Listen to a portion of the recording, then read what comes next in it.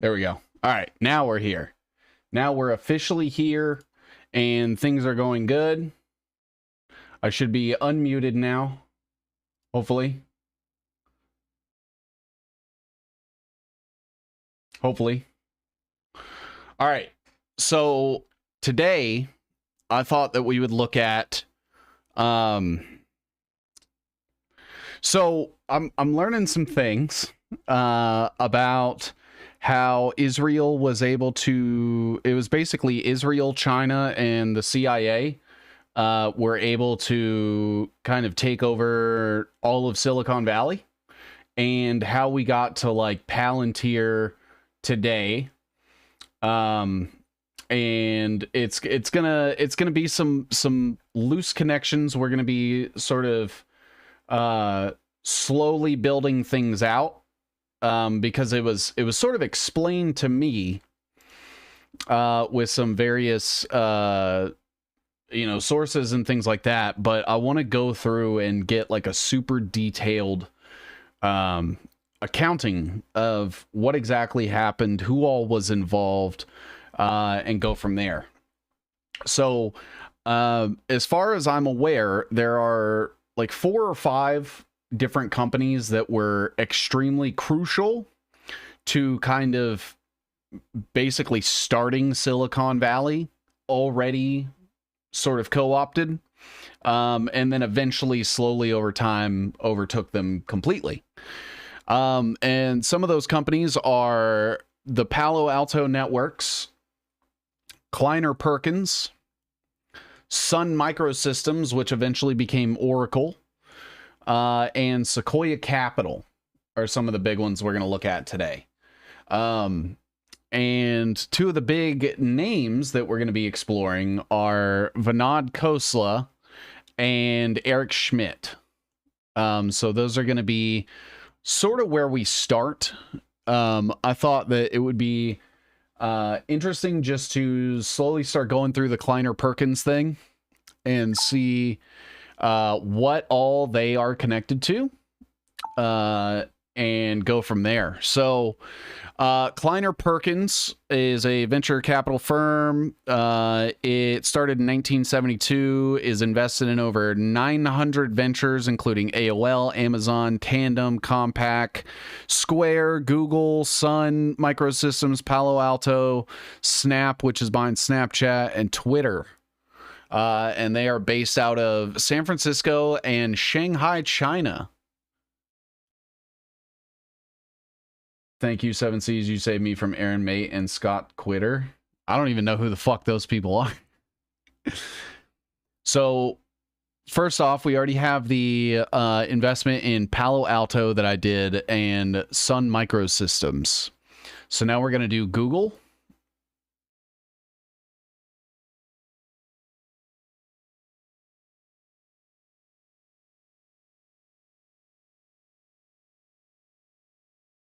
We're going to do Netscape.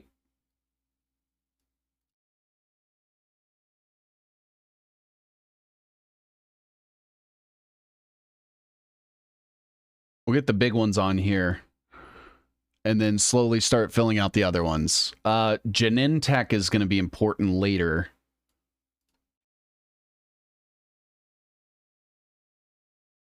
Aaron Mate, co-host of the Gray Zone, filling in for Jimmy Dore. Oh, I see. Scott Ritter, former U.S. Marine and weapons inspector. So, two bootlickers. And Snap and Twitter.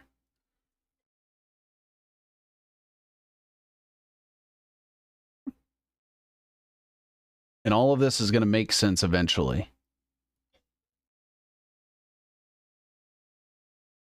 Was Genentech who founded DNA? DNA Holdings?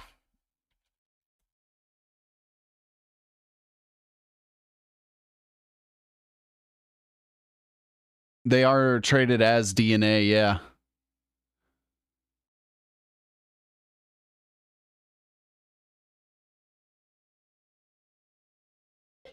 Scott Ritter is a convicted sex offender. Humans DNA. Yeah. That's it.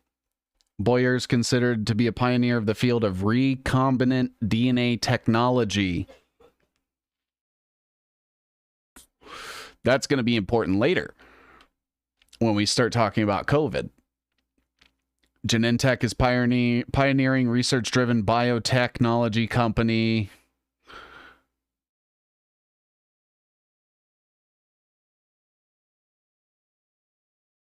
Yeah, it's gonna be important later. All right, so then we also have Twitter. What's up? What's your process for connecting the dots? As Dr. Wilmer Leon would say, I like to smoke a little some. So I would, but I'm out.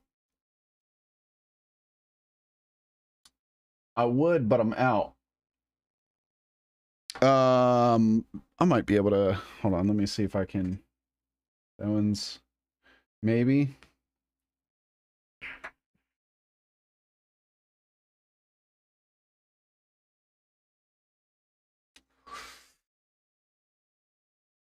All right, let's see here. So we still need to add Twitter.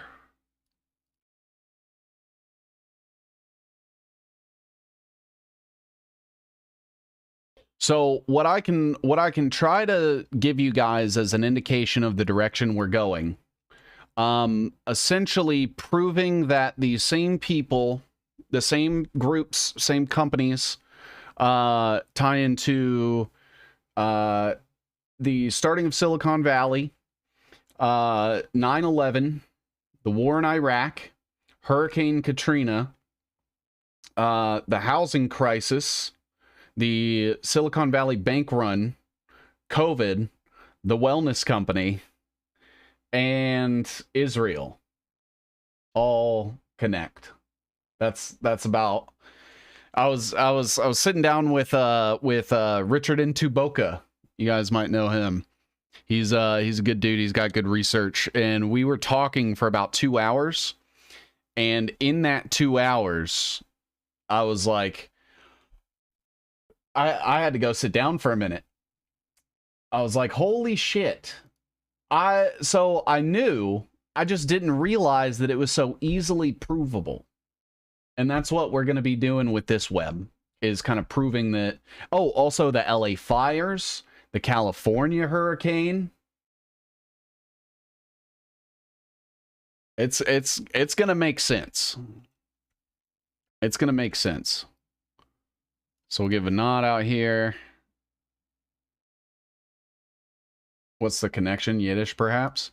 So it's like Russia, Israel, a tiny bit of India. Man, strange things happen nowadays on screw YouTube. Yeah. Yeah, that's true. So Shanghai, China.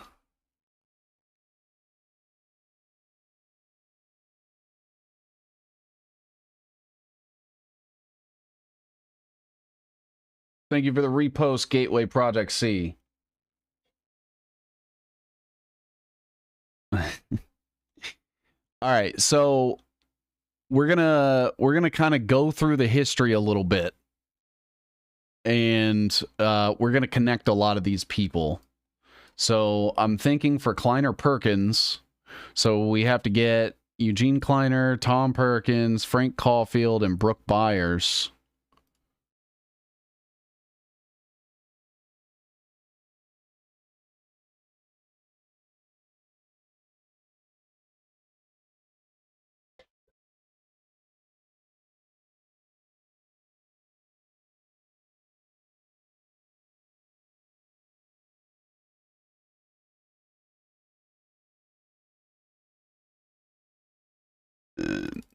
Brooke Byers. Right, so these four got together and founded the company. And obviously, they're going to have their own ties.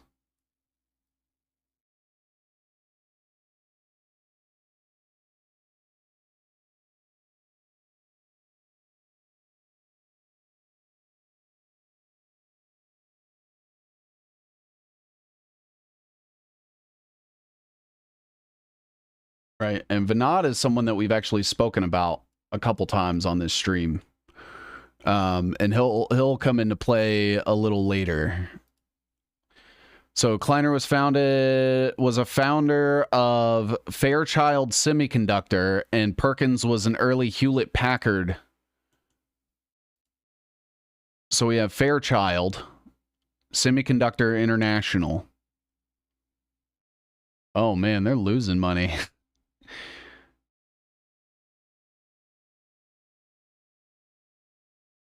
The traitorous 8 who defected from the Shockley Semiconductor Laboratory, which was Beckman Instruments. Get a list from the Builder people. The Bilderberg Group.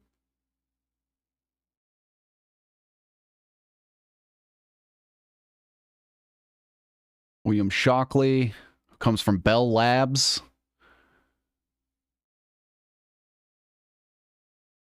Just Nokia Bell.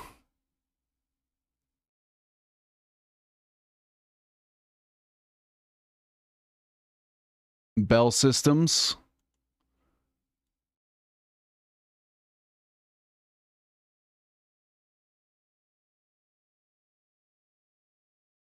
right? So we're going to get some of these things on here.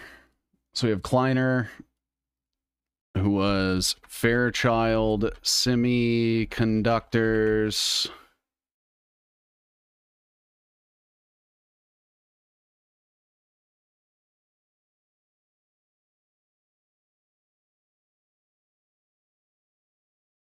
Part of the traitorous 8. And then so we have a couple more companies we're going to add off of here. Amazon. These are the merchants on the earth as scripture. Yeah, the Bilderberg meeting is going on right now. But their agenda leaked yesterday or something like that, right? Like all their talking points came out. We have Tandem Computers.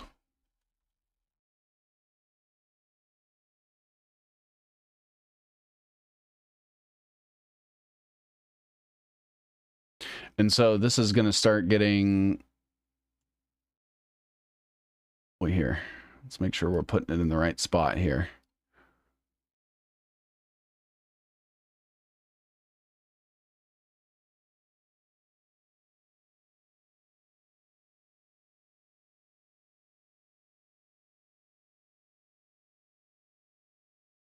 Amazon, Tandem. Yeah, I don't trust that. Yeah, I don't. I don't trust shit.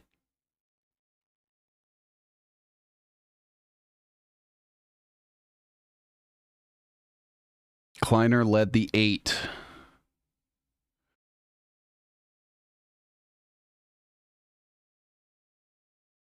Los Altos Hill, Kleiner's Laws. And that's all they have on him? That's crazy. So he was born in Austria, fled Nazi persecution of Jews, earned a bachelor's degree, and went to Polytechnic University.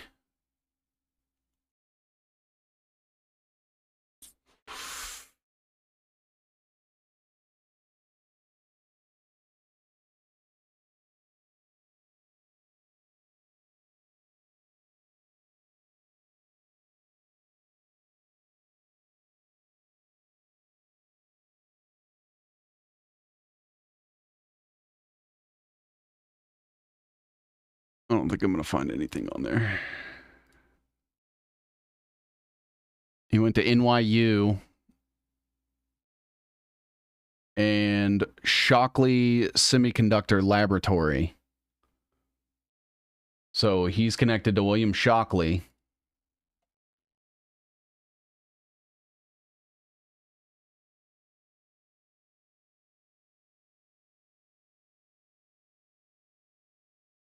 And we may not be able to get to the entire thing here, but this is going to be something I'm slowly building out over the next week, and hopefully have like a full picture for you guys, and kind of me mapping it out little by little by the end of the week.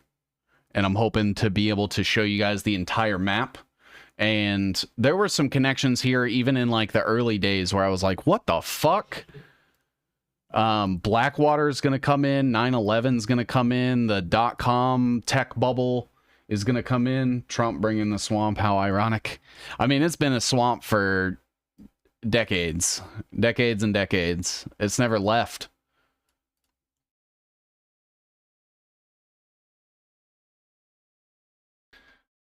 Hey, Seven, how was your day? Last night I watched your VOD. The whole Moon Soldier had me crying because, like you said, I wouldn't be surprised if the news were AI generated the whole time.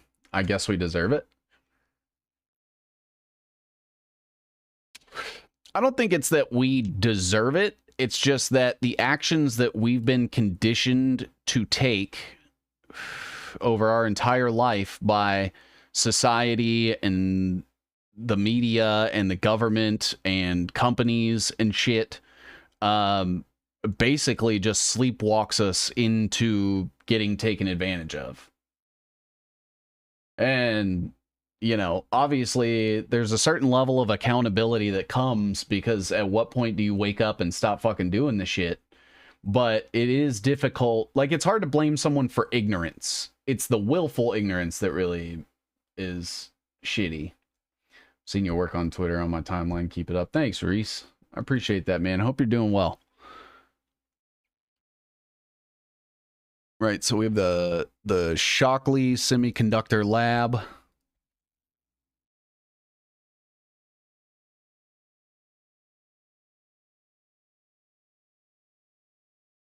That Eugene was a part of. Came from William Shockley.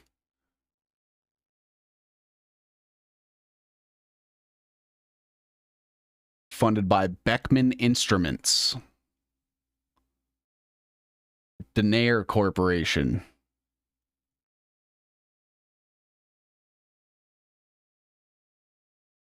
Beckman Instruments.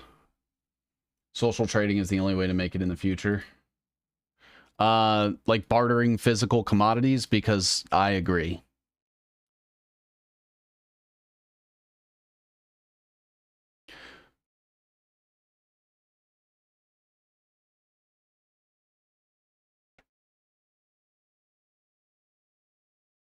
And so this was founded by Caltech professor Arnold O. Beckman as a national technical laboratory to commercialize a pH meter that he had invented. Beckman Instruments developed the EASE series of analog computers, two of which were used by NASA in the 1960s for real-time simulation of the development of the Apollo guidance computer.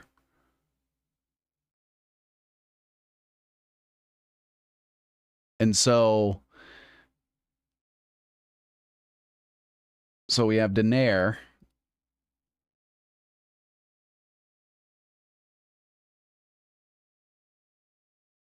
Right? And these people were involved with the moon landing system, allegedly. So this goes all the way back to 1960 something.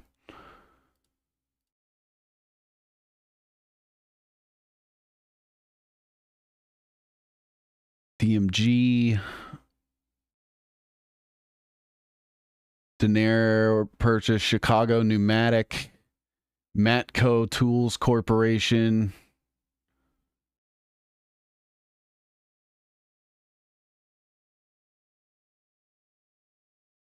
Has owned 100% of Hosh, which manufactures and distributes analytical instruments and reagents used to test the quality of water and other liquid solutions.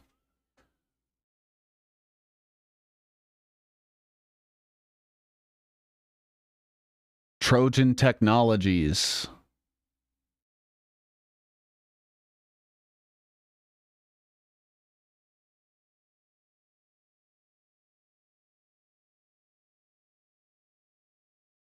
Apex Tool Group. Nobel Biocare. Oh, fuck. Okay. The Paul Corporation. Integrated DNA Technologies.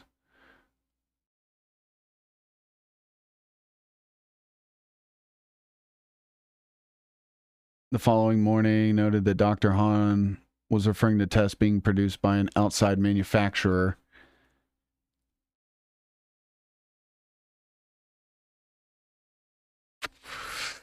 So this is where COVID starts to come in now. Teach me these things and said, beware the Nazis. General Electric. So we're gonna come back to this Danair,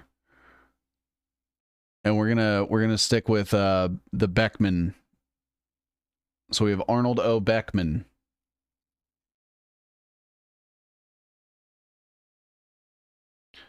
And I don't think he's super important, but we'll see what he's tied to, because I'm trying to, because we have NASA already, so already we're government contracts.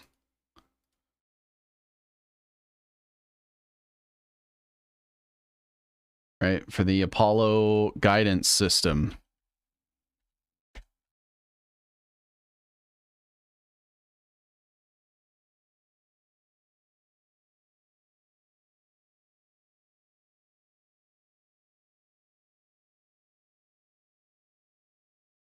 For the Apollo moon mission landing. Shit. The Apollo missions. Right? So we have William Shockley, who lived in Palo Alto.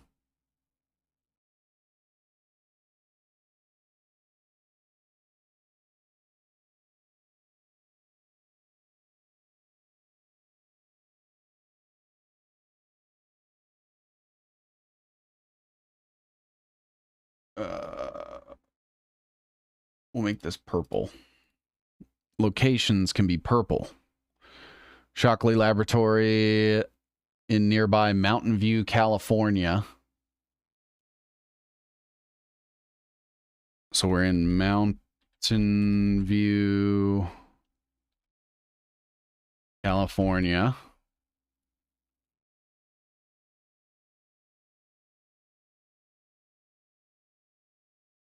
Which has been connected to the growth of Silicon Valley.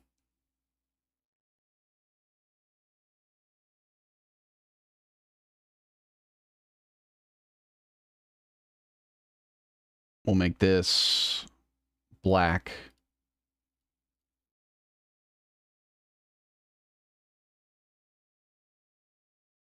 And so we have Mountain View, California, and Palo Alto.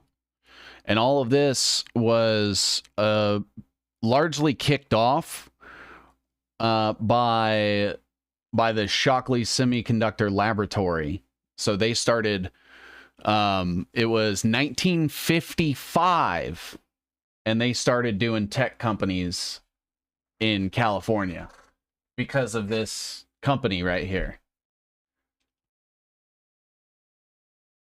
Right. And then 1995 acquired Hybritech from Eli Lilly. And this is that Beckman Institute.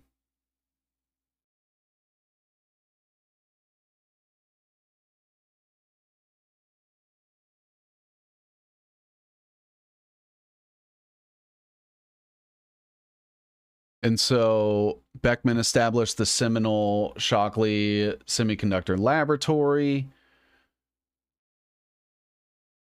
The company merged into SmithKline to form SmithKline Beckman.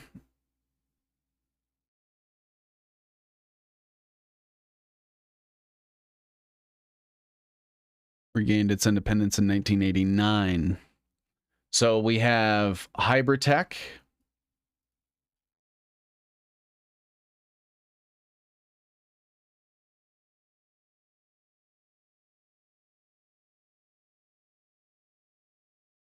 Which used to be Eli Lilly.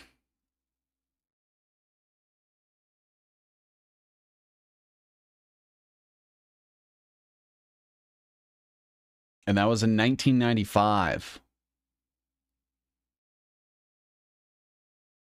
So here we already have a Silicon Valley and a pharmaceutical crossover, which would serve as a good precursor for what would be the next 30 years. The company acquired Coulter Corporation, founded by Wallace H. Coulter.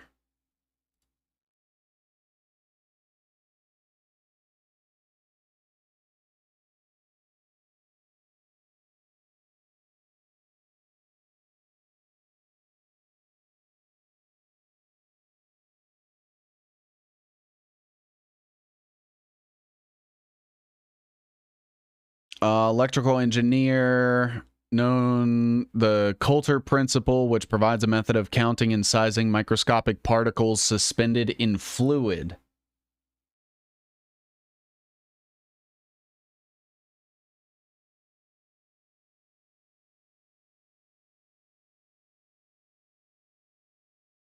Counting and sizing microscopic particles suspended in fluid. His innovation of the Coulter counter made possible today's most common medical diagnostic test, the complete blood count.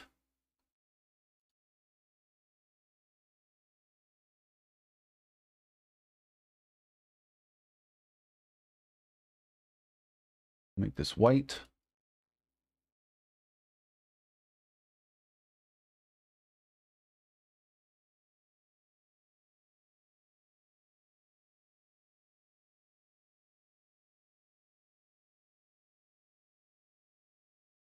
Oh, gotta also make this white. Blood count. Automated hematology is the branch of medicine concerned with the cause, prognosis, and prevention of diseases related to the blood. Blood cell analyzer. So you start to get a lot of the like blood diagnostics and getting into like blood science. It's weird.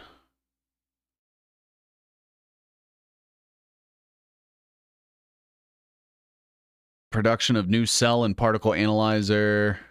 Coulter Electronics out of Florida. Coulter Corporation continues to be one of the largest employees in the Miami-Dade County with 1,800 employees in 2009. So they're out of Miami, Florida.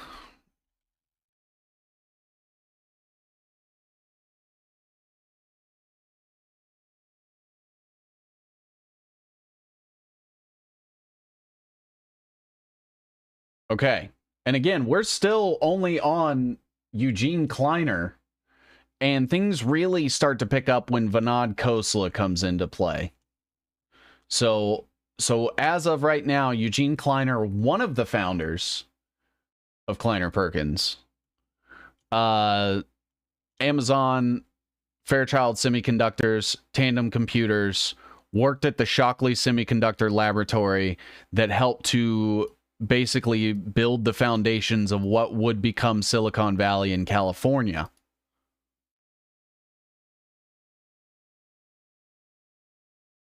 Right? And Shockley Semiconductor Laboratory, working with Beckman Instruments, which, 10, 15 years ago, they were working with NASA to help fake the moon landing shit and do the Apollo guidance systems. And then they also were buying, in the 90s, biopharmaceutical companies from people like Eli Lilly, and then the Coulter Corporation for their like blood counts and the ability to count nanoparticles suspended in fluid.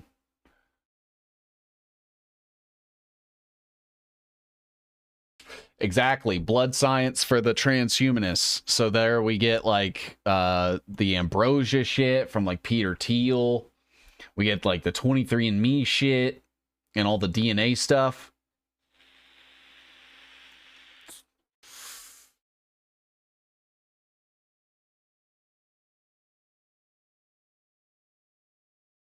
So I'm going to bring these up.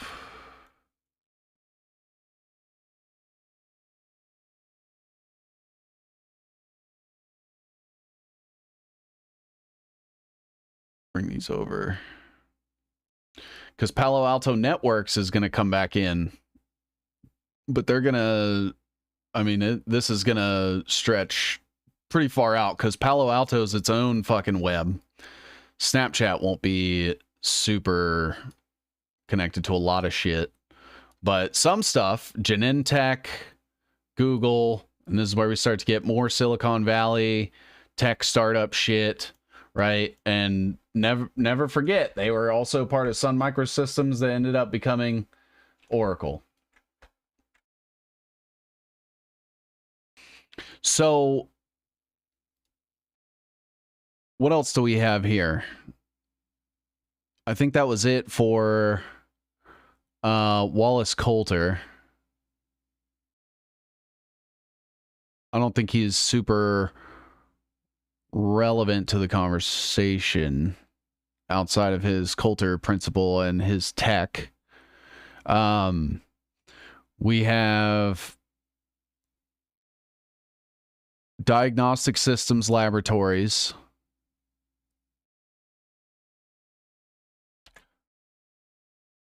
And this is still Beckman Coulter.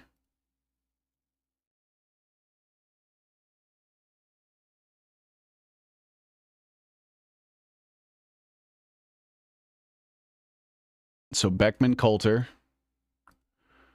was the formation after they absorbed the Coulter Corporation, which belongs to the Danair Corporation.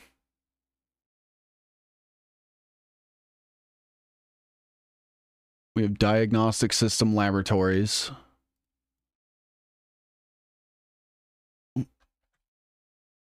That belongs to Beckman Coulter.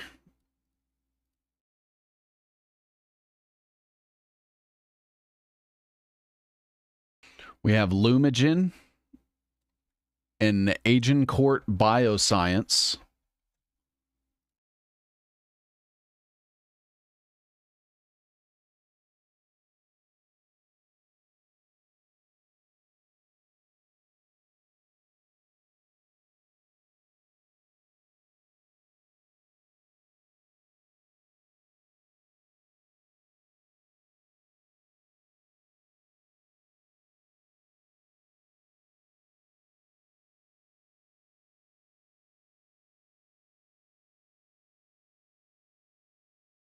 We have Flow Cytometry Business Group of Daco North America, Inc. Jesus.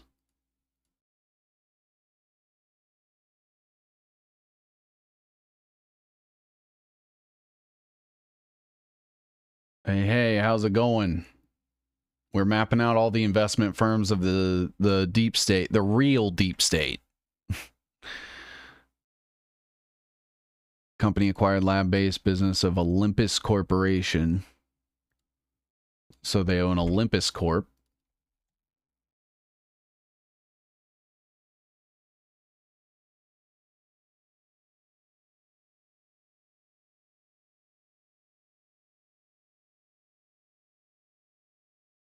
Danair announced it had entered into a definitive merger agreement with Beckman Coulter. The company finalized the acquisition of Microscan from Siemens Healthcare.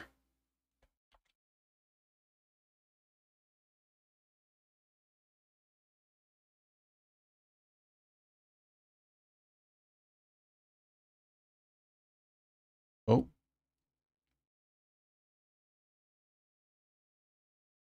Siemens Healthineers.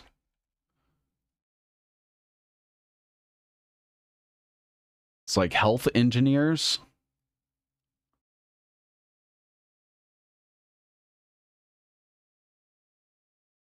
The real deep state is the fake nation state of Israel. I would say it goes deeper than that. Everything I know, it goes a little bit deeper than that.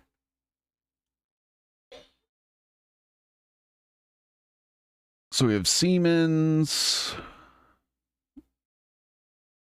Burned Montauk.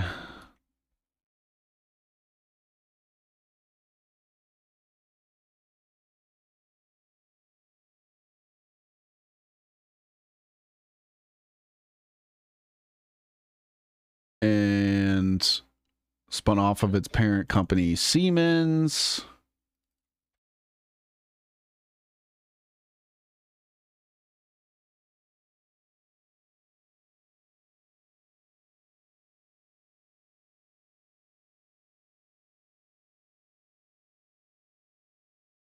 And that, of course, what was his name? Werner von Siemens.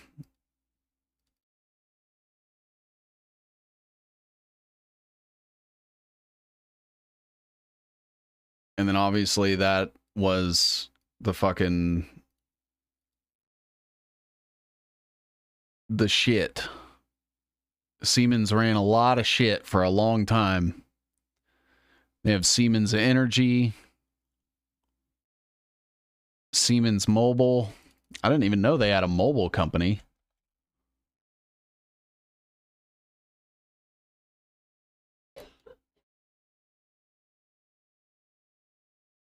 I have to see what ended up happening to that. All right, so this is all still Beckman Coulter. Acquired LabSite Inc.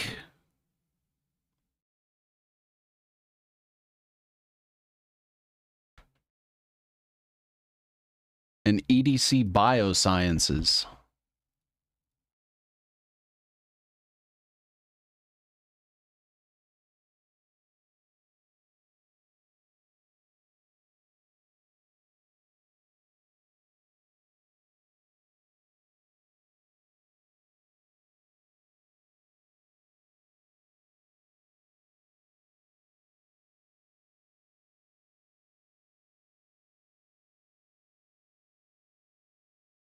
All right. All right. So we're going to come back. We're going to come back. And we're going to start mapping out Thomas Perkins.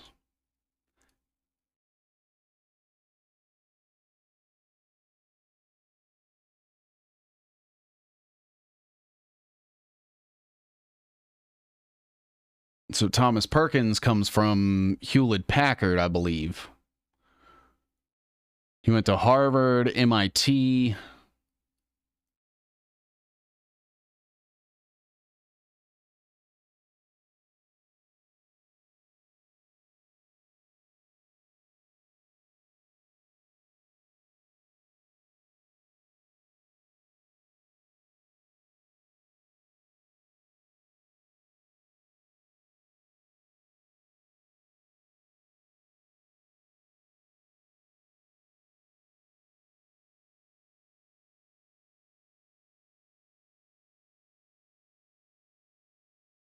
Perkins joined the Delta Upsilon fraternity and was mentored by George Doriot. Harvard Business, U.S. Army's Military Planning Division, Quartermaster General during World War II.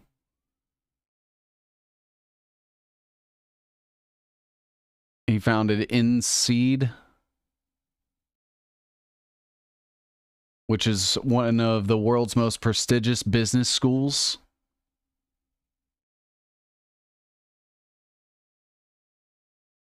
He founded American Research and Development Corporation. This is that George Doriot guy that mentored Perkins. So George Doriot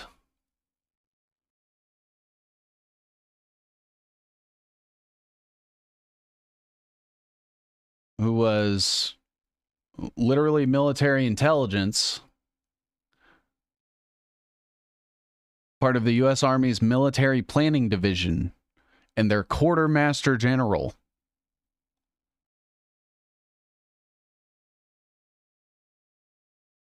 Primarily focused on training, doctrine, and professional development of quartermaster soldiers.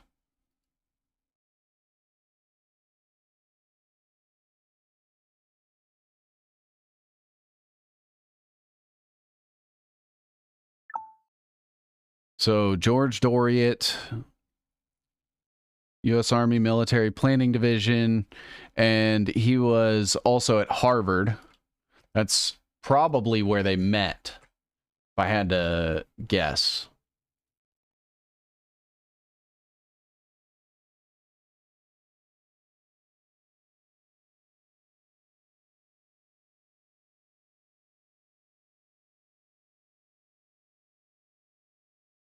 So we have someone that was mentored by military intelligence training, eventually promoted to brigadier general, and this was during World War II. He did the American Research and Development Corporation.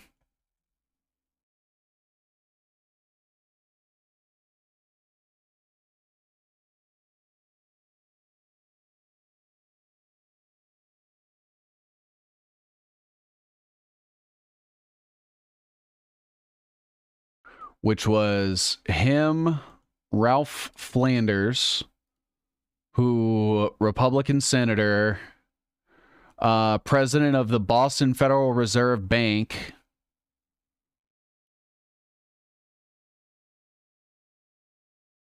He was trying to censure Joe McCarthy. Apparently, that's funny. Brown and Sharp Manufacturing, International Correspondence School, Rhode Island School of Design, General Electric, coming up again.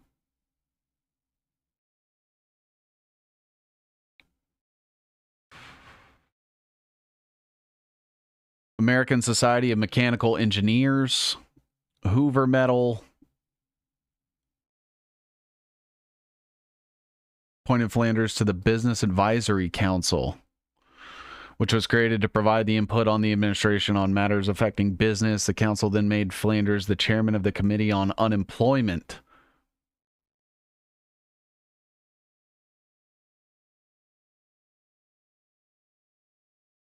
The National Industrial Recovery Act created the National Recovery Administration. The NRA allowed industries to create codes of fair competition intended to reduce destructive competition and to help workers by setting minimum wages and maximum weekly hours. Flanders was appointed to the Industrial Advisory Board of the NRA. In a speech before a 1934 conference of the Code of Authority members attended by Roosevelt, Flanders opposed a proposal by the Roosevelt administration that would require that businesses cut workers' hours by 10% and raise wages by 10% in order to spread employment more widely. Ultimately, economic policy moved away from the code system. The New England Council, the Special Milk Investigative Committee, and the Flood Control Commission, the Committee for Economic Development, an offshoot of the Business Advisory Council. Flanders reported helping to shape the CED's recommendations to Congress on roles for the World Bank and International Monetary Fund. So this guy helped the Committee for Economic Development in 1942 shape their recommendations to Congress on what roles the World Bank and the IMF would play.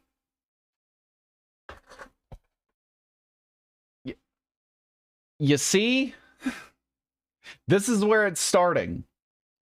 We have Silicon Valley. Even further back in 1942, we had this guy who was part of the World Bank and IMF shit getting rolled into America, training this guy named Thomas Perkins, who went to Harvard and MIT, who started this investment capital firm that funded all this Silicon Valley shit.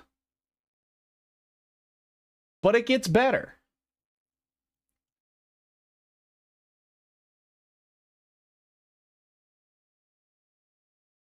So we have the CED.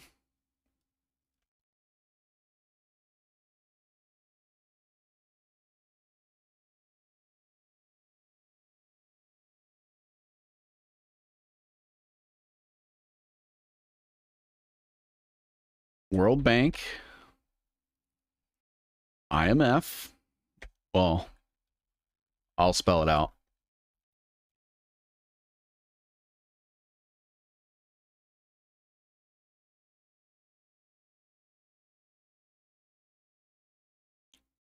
And wouldn't you believe it that all of this shit is going to tie into like now and 9/11 and Hurricane Katrina and the wellness company, Blackwater, the Iraq War. It's all connected. COVID.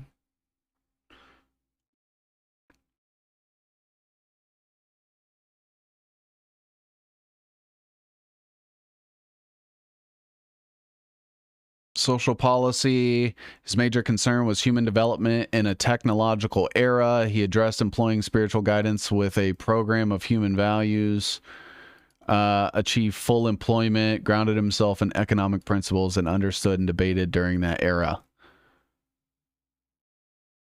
The Business Advisory Council. It's all fake and gay, as I've said before. I say that too.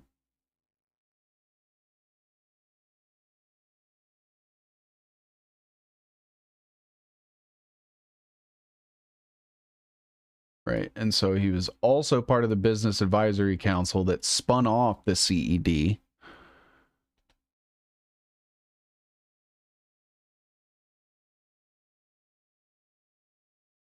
The National Recovery Administration.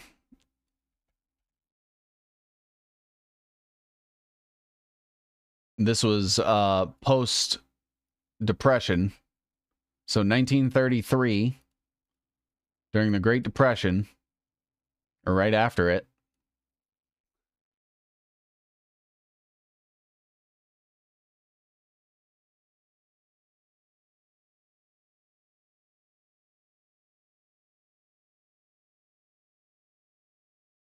Just like space. Absolutely. So there we had...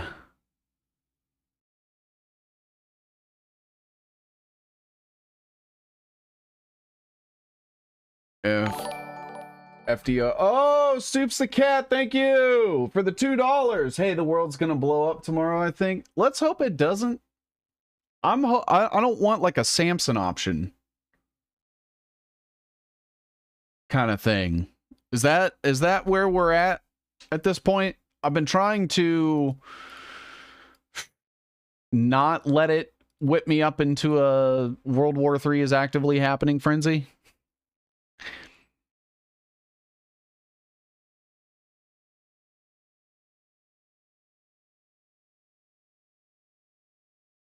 The Flood Control Commission. Thank you for the $2, brother. Too bad. I feel like... I mean, what's the significance of tomorrow? Is there like an occult importance to June 14th?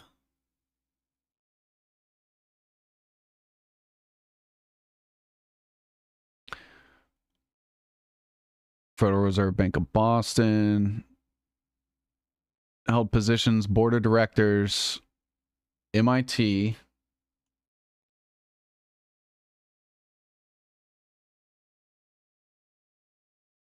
Probably though have to look at open scroll maybe.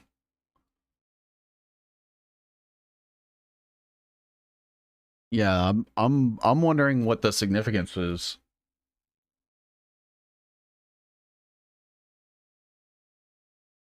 AR&D.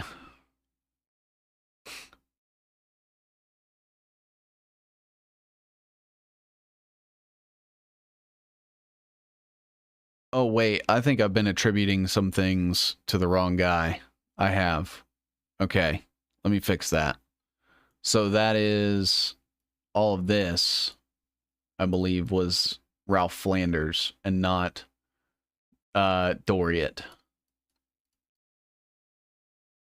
My fault.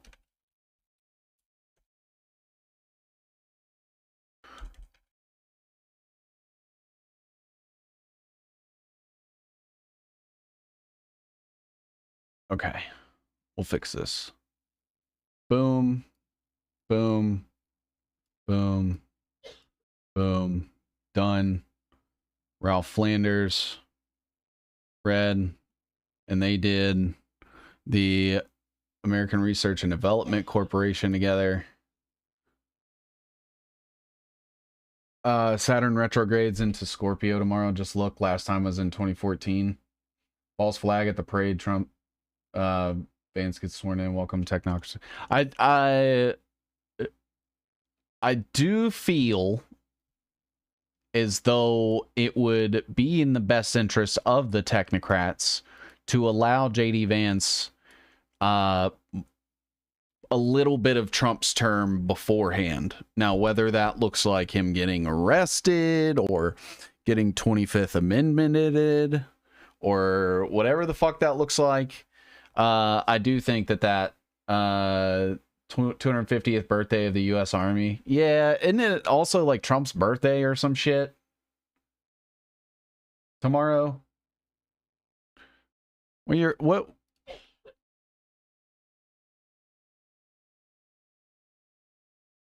Well,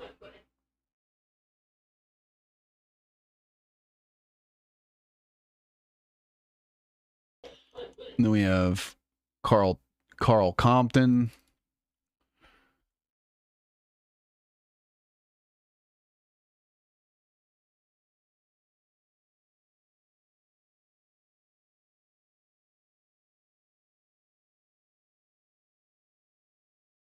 Who was also MIT.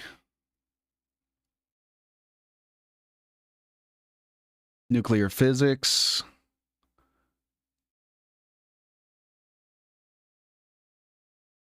School of Science. Compton encouraged close connections to the U.S. government, scientific and military apparatus, and advocated for federal funding of basic research.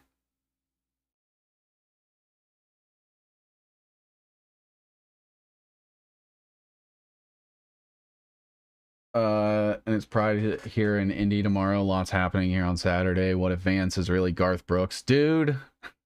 Chris Gaines. James Bowman.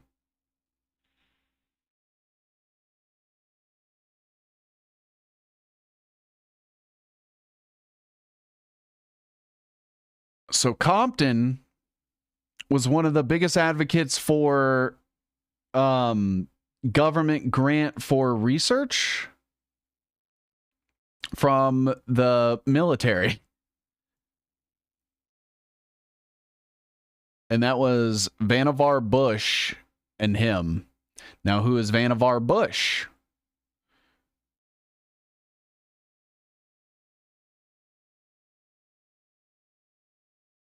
Tufts College.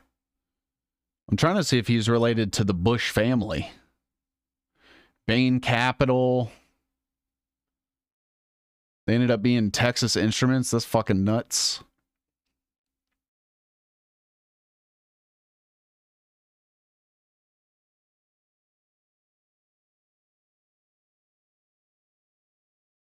Carnegie Institution of Washington. Carnegie Institute for Science got an endowment for $33 million. National Advisory Committee for Aeronautics, NACA, the predecessor of NASA. And then Bush replaced Joseph Sweetman Ames, who was from Johns Hopkins. Okay. So him and Vannevar Bush.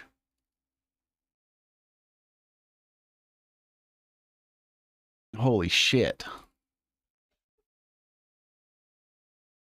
So we're getting NASA back in this already.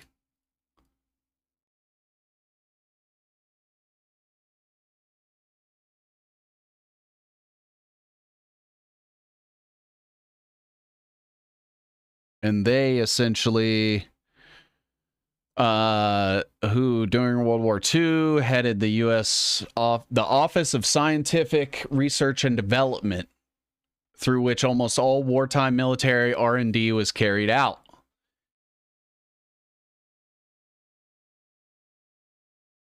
So he was in charge of basically military research during World War II. And they were the ones that initially advocated for the military to start funding research and shit. Like scientific research.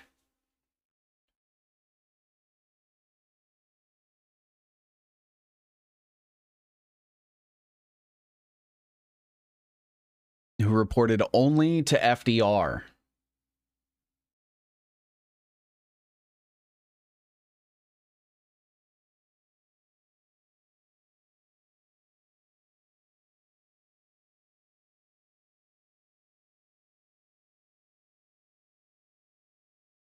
Oh boy. I'll go on record as saying that FDR was one of the worst presidents I think we ever had.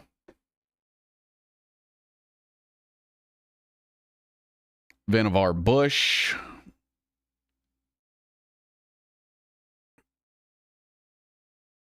Yeah, so bombs, reliable detonators, proximity fuse, guided missiles, radar, warning systems, hand weapons, medical treatments, including penicillin, versatile vehicles, and most of all, the secret S1 section, which later became the Manhattan Project.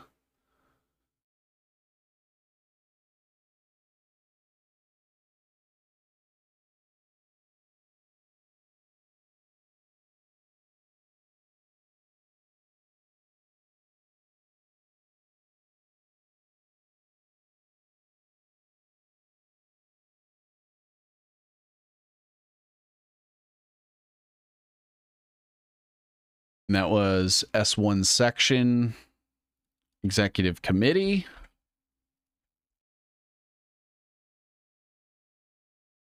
And so now we're also getting into like the nuclear programs and shit with all of this.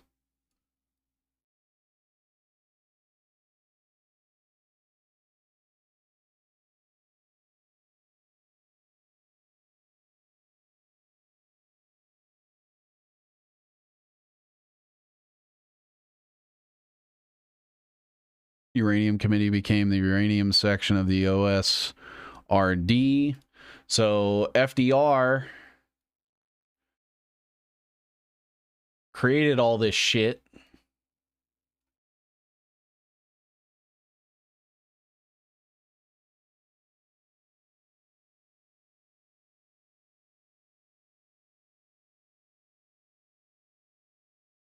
Mod Corporation, okay. All right, so let's go back. Go back again. And he emphasized the importance of scientific research to national security and economic well-being and was chiefly responsible for the movement that led to the creation of the National Science Foundation, or the NSF.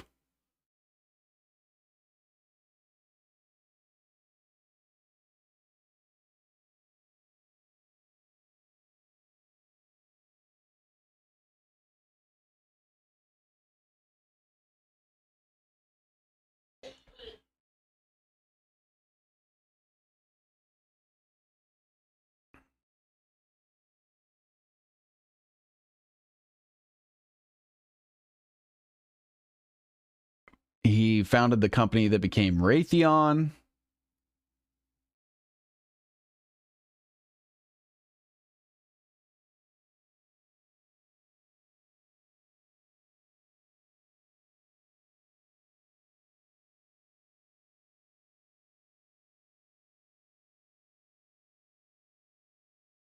So now we're getting into the military contractor shit.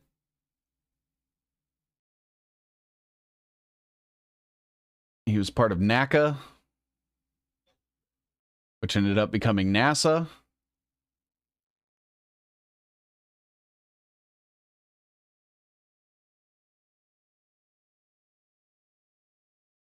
NACA. What's up, Sarah P? How you doing? I'm connecting everything together. 9/11, COVID, basically everything that's happened in the last like 50 to 100 years, and proving that it's all fucked.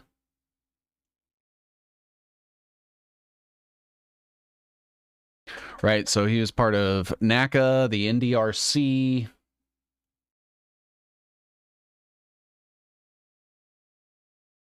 National Defense Research Committee. He was also the head of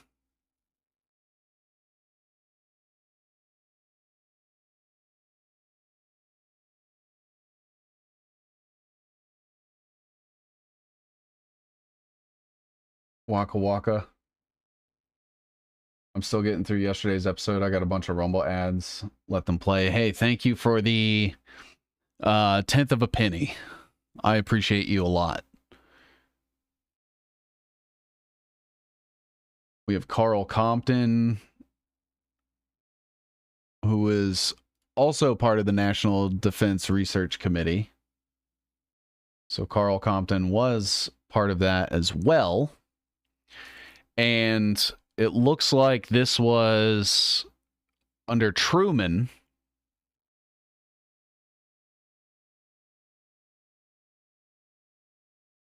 So the Truman admin, which, as you guys know, was the I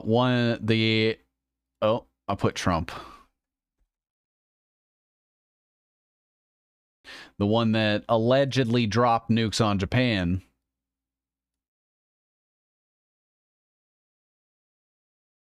Another great episode where I go, fuck, yeah. Yeah, we're there. So we have the Council of National Defense.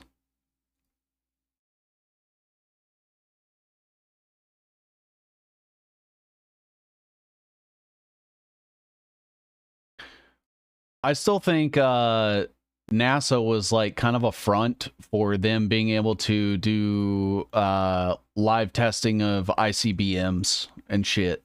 I think that's what they were trying to do with the rockets initially with NASA, was develop and create ICBMs that would work.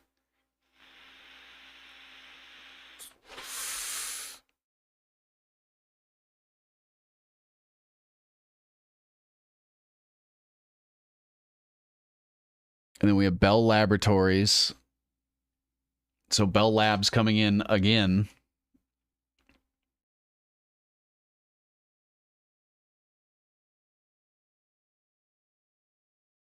Saturn rockets, yeah.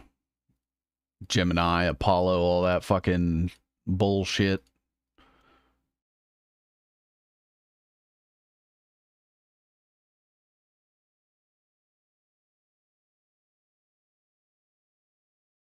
Okay. All right, so let's go back to Vannevar Bush. Tufts College. He went to MIT. He ended up being pretty high up at MIT. He was a General Electric.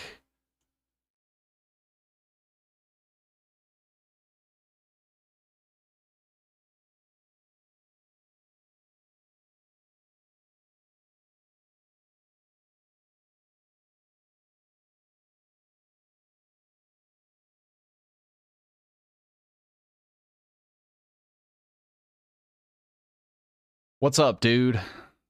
How's it going, everybody?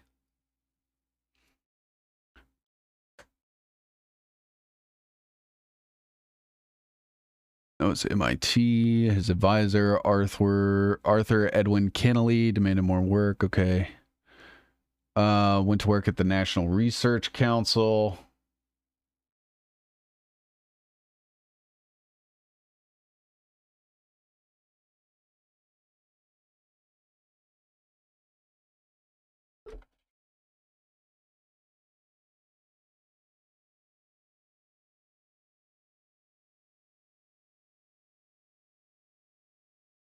And so Vannevar Bush was FDR,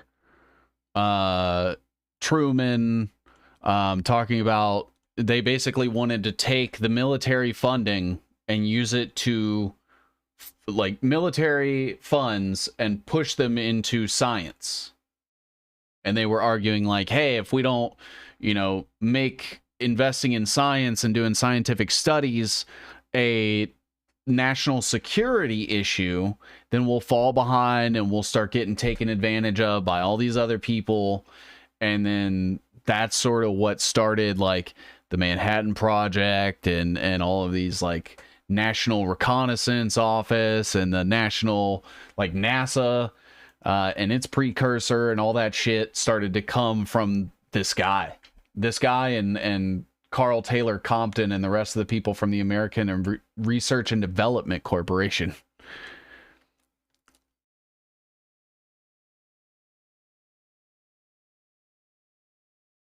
And again, the American Research and Development Corporation also had Ralph Flanders, who is part of the Committee for Economic Development, which worked with incorporating the World Bank and the IMF through Congress. He was part of the Business Advisory Council, the National Recovery Administration during the Great Depression under the FDR administration, and the Flood Control Commission. And then you had George Doriot, who was part of the U.S. Army's Military Planning Division, and they all of them, with the exception of Flanders, I believe, all went to MIT, where Thomas Perkins went. And then Thomas Perkins went, basically teamed up with Eugene Kleiner, who was part of the Shockley Semiconductor Laboratory, Beckman Instruments, and all the computing shit, and all of the biotech shit. And they started Kleiner Perkins. Is the noose completely around our neck? I mean, you can control what you can control, but there's a fuck ton of shit that you can't, and I wouldn't focus on the shit that you can't, and whole ass the things that you can, and just try to live the best life that you can. You know, set your kids up well, take care of your immediate family. It's not looking good. It's not looking good. People will be like, oh, you're blackpilling. And I'm like, no, I'm being fucking realistic. Okay. I don't think people are waking the fuck up the way they need to.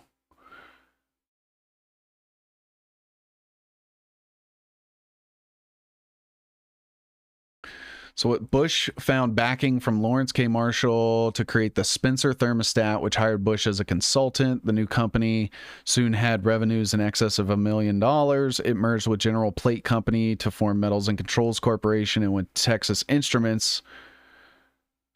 In 1959, Texas Instruments sold it to Bain Capital, and it became a separate company again as Sensata Technologies in 2010. Shit.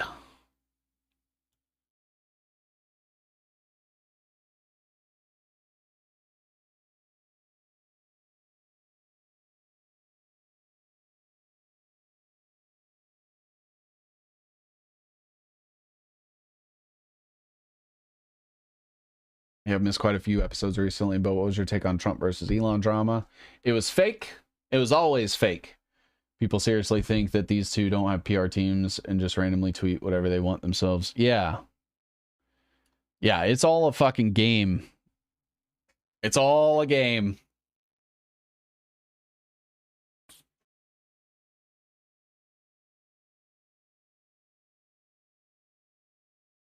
So, General Plate Company. I actually tweeted about that the day it happened, and I was like, that shit's not real. And then they make up with each other, and everything's fine.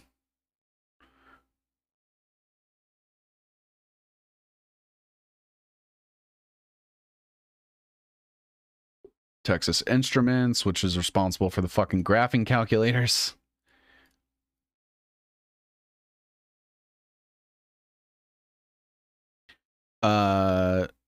Texas Instruments sold it to Bain Capital.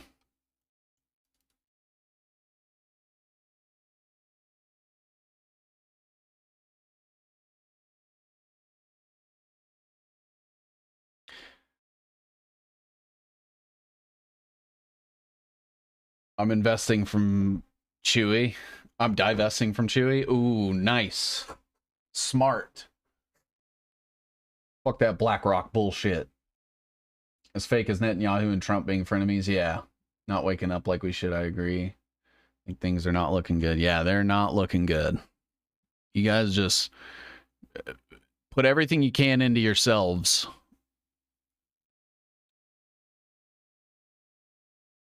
The American Appliance Company, which ended up becoming Raytheon. And that's how Vannevar Bush got rich. You got the Franklin Institute, General Electric. Dude, this Vannevar Bush guy is fucked. Carl T. Compton became the dean of MIT. Carnegie Institution for Science.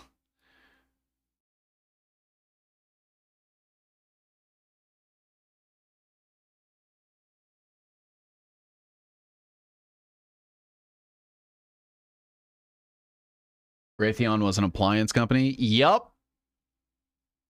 Yes, it was. So They invented a voltage regulator tube called the S-tube. The device enabled radios, which had previously required 2 different types of batteries to operate from mains power. Marshall had raised $25,000 to set up the American Appliance Company to build silent refrigerators, with Bush and Smith among its 5 directors, but changed its course and renamed it to the Raytheon Company to make and market the S-tube. So they basically made radios able to function better. And it worked. And they became super fucking rich. And then they were like, actually, let's become Raytheon and just push this shit. And I think they sold it to the military. And that's how Raytheon first started out as a military contract manufacturer.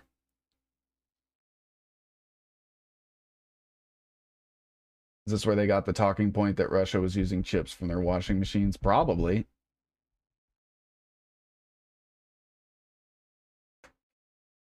Top Boolean algebra.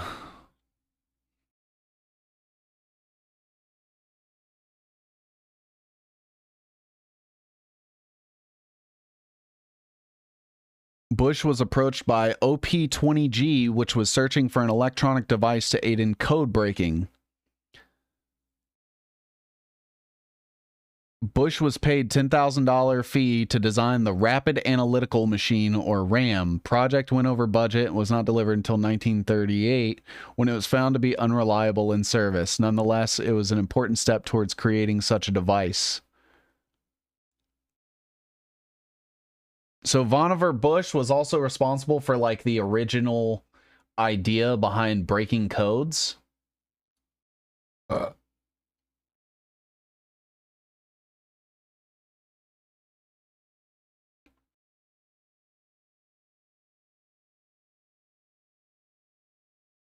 William Cameron Forbes.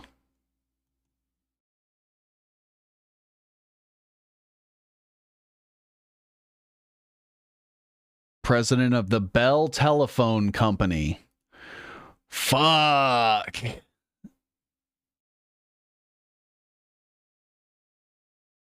The head of the Eugenics Record Office, whose activities Miriam had attempted to curtail without success. Bush made it a priority to remove him.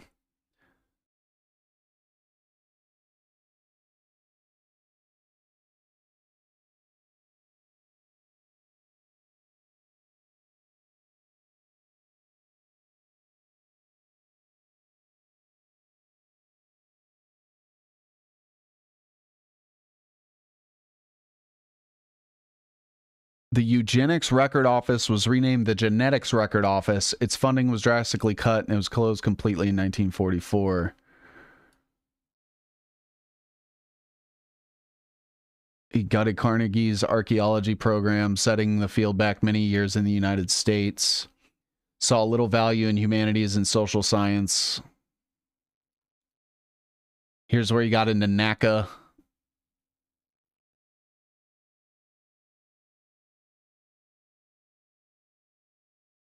Sunnyvale, California. Bureau of Aeronautics. And so he helped to set up what would become NASA. Bush was appointed to the NACA. NACA asked for $11 million to establish a new aeronautical research laboratory in Sunnyvale, California, to supplement the existing Langley Memorial Aeronautical Laboratory. The California location was chosen for its proximity to some of the largest aviation corporations. This decision was supported. $225 million. Further lobbying was required before funding the new center, now known as the Ames Research Center. So this motherfucker also was responsible for creating the Ames Research Center for NASA.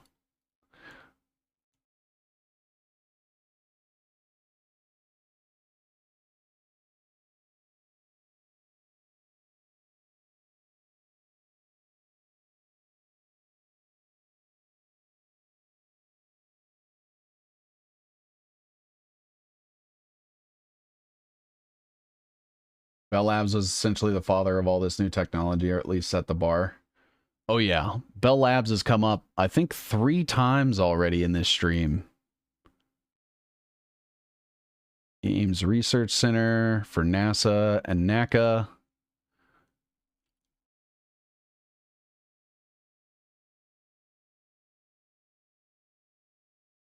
The Glenn Research Center. Bush became chairman of NACA with George J. Meade. Remained until 1948.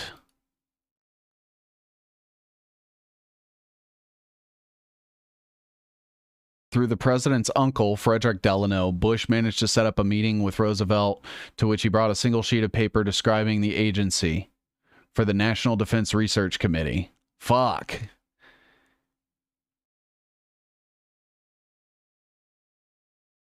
And Frederick Adrian Delano, who was Franklin Delano Roosevelt's uncle, served as the first vice chairman of the Federal Reserve. So then we're right back to the fucking Federal Reserve.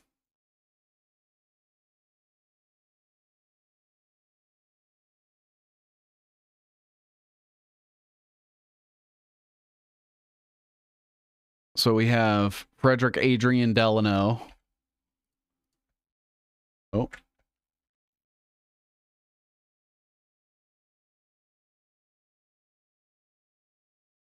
Which is how Vannevar Bush met FDR. And he was part of Federal Reserve. And now we're right back into the banking sphere.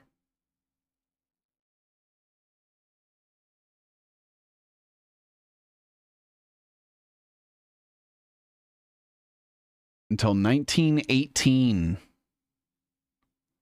He was the very first vice chairman of the Federal Reserve. So that's kind of crazy because, so do you guys know the story about how Woodrow Wilson won the election?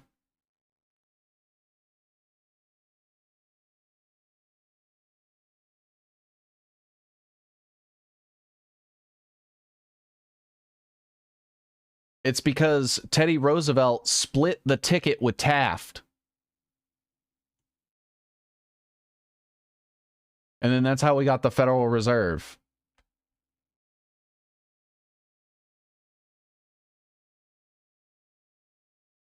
Right here, all of this shit. Carnegie's going to come back in. The efficiency movement. Holy shit.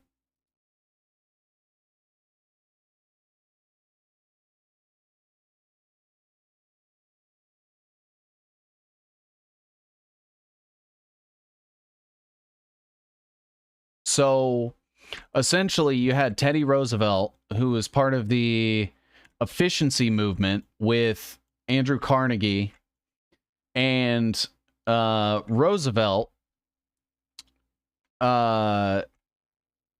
he had a chief advisor named Gifford Pinchot. Gifford Pinchot got into it with William McKinley and William Howard Taft with the Pinchot-Ballinger controversy. Oh, Richard A. Ballinger was also connected. And so what this was, the Pinchot-Ballinger controversy, known as the Ballinger Affair, was a dispute between high-level officials in the U.S. government regarding whether or not the federal government should allow private corporations to control water rights, or instead cut them off so that the wilderness would be protected from capitalist greed. Between 1909 and 1910, the dispute escalated to a battle between Taft, who supported Ballinger, and Roosevelt, who supported Pinchot. Pinchot and his allies accused Ballinger of criminal behavior to help an old client of his and thus promote big business. Ballinger was eventually exonerated, but the highly publicized dispute escalated a growing split in the Republican Party.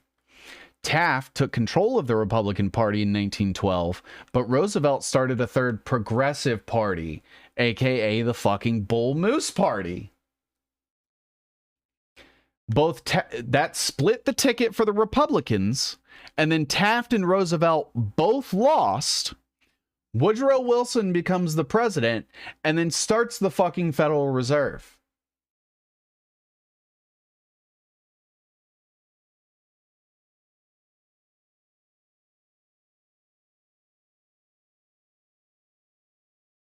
And that's how that happened.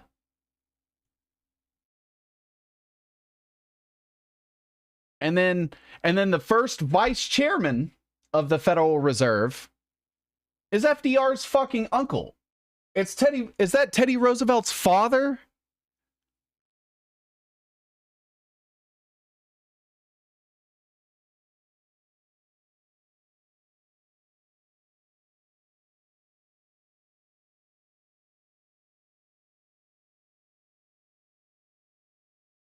I guess not. I guess it was like a third uncle. But so Teddy Roosevelt splits the Republican ticket so that Woodrow Wilson wins, and then Teddy Roosevelt's uncle gets fucking appointed as the vice chairman of the Federal Reserve that Woodrow Wilson sets up. Any relation to Bronson Pinchot? Maybe.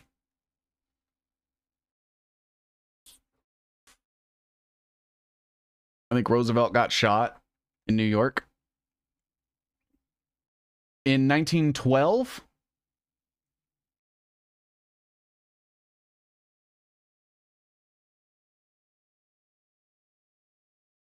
Teddy Roosevelt died 1919, so the year after he split the fucking ticket.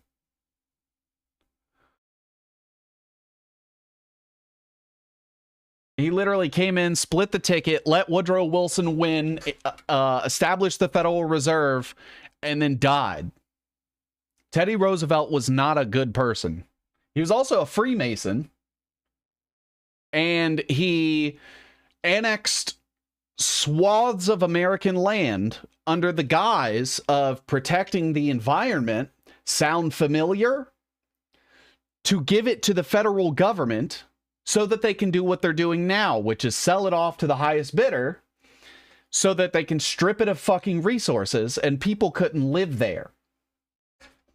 So nobody could own all of these things they call federal land, federal protected land, and they could just annex whatever the fuck they want to under the guise of protecting the environment. Climate hoax, anybody? Green energy hoax, anybody? Sound familiar?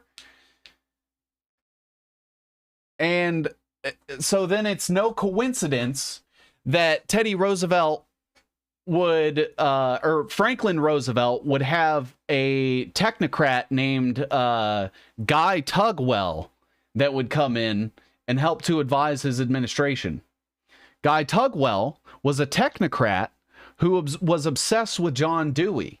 John Dewey taught at the New School for Social Research with Thorstein Veblen, who inspired the original technocratic movement. The technocratic movement was spun off of the efficiency movement, which is where the conservancy movement that Teddy Roosevelt fucking pioneered spun off from as well.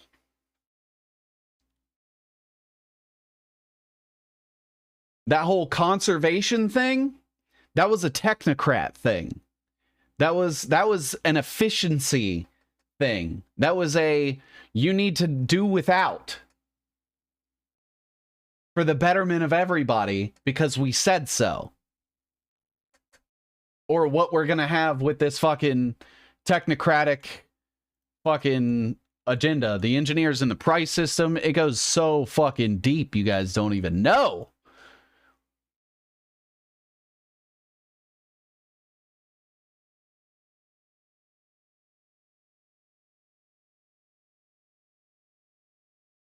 And so I need to go get the efficiency movement, which was also Frederick Taylor Gates, and you had Rockefeller with the efficiency movement. Frederick Taylor Gates was officially a part of this, and Frederick Taylor Gates was Rockefeller's fucking right-hand man.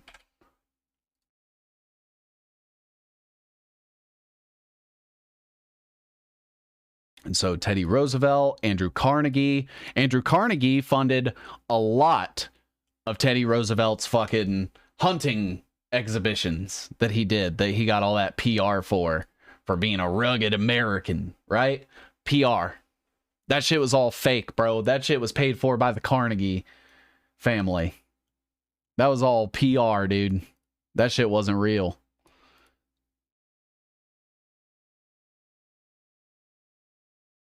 And so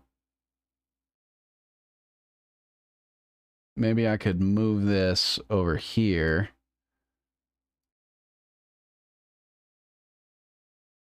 And we'll bring the Federal Reserve, and I can link that this way. Boom. Boom. Yeah, see, everyone wants to talk about Jekyll Island, but nobody wants to talk about the shit that was being pulled right in front of everybody's eyes. Not the secret hidden meetings, right? Hey, I'm not trying to be judgy, but anyone named Tugwell is only going to facilitate the oligarchy. Dude, what's up, AM Wake Up? How you doing, dude? Fuck yeah. Guy Tugwell sucks. Guy Tugwell sucks. But yeah, he was one of the original, or he was a technocrat in FDR's fucking administration. Oh shit, thank you for the subscription.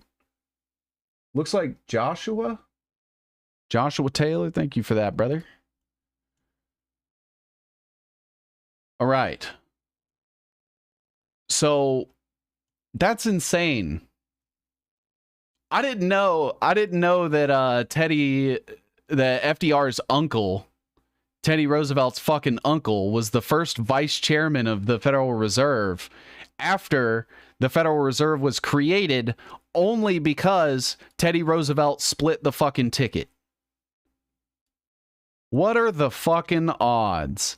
And it also proves that even back then, that they were trying to sell off like water rights and shit.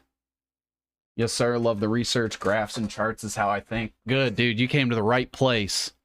If you ever want like a full version of these, free to download, go to my Twitter.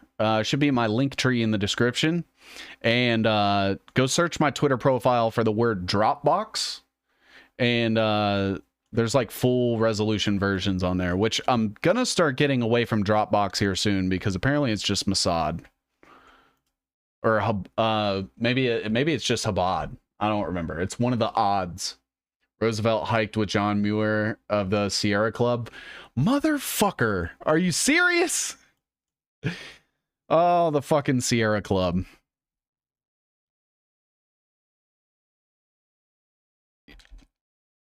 You got something I can look at with that? What the fuck? Yeah, because I have the Sierra Club on all kinds of shit. Like Michael Schellenberger.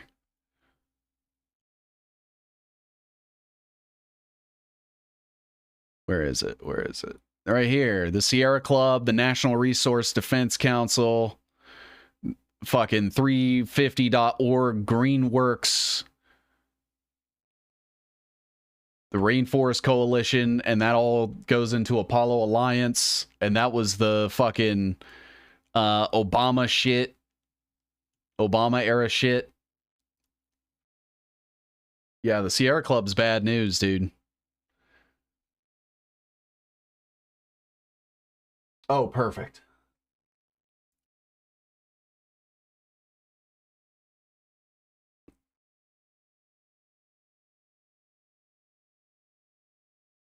Visited Muir in Yosemite.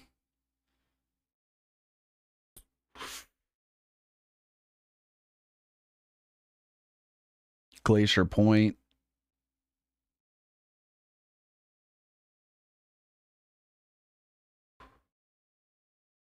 The trip aimed to explore Yosemite's natural beauty and discuss the future of wilderness preservation. See?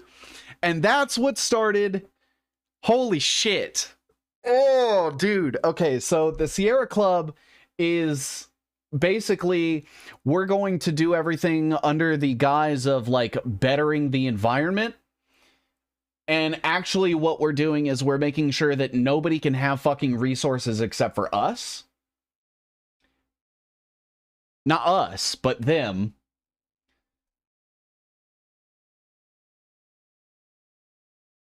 And that's their whole deal. The whole fucking the like Green New Deal bullshit where they want everyone to like drive less and not have kids because you contribute to the fucking carbon bottom line and shit. All of that's like their kind of shit.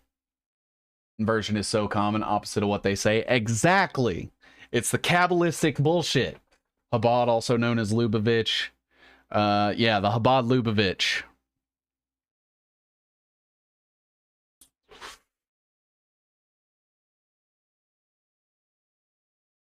Yup.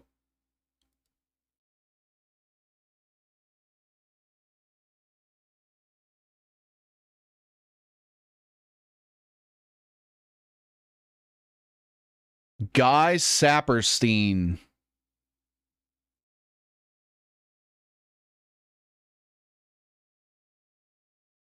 Gross.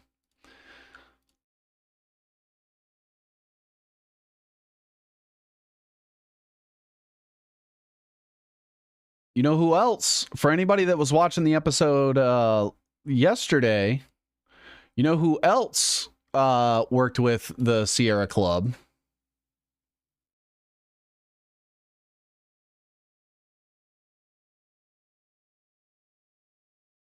You remember David Fenton?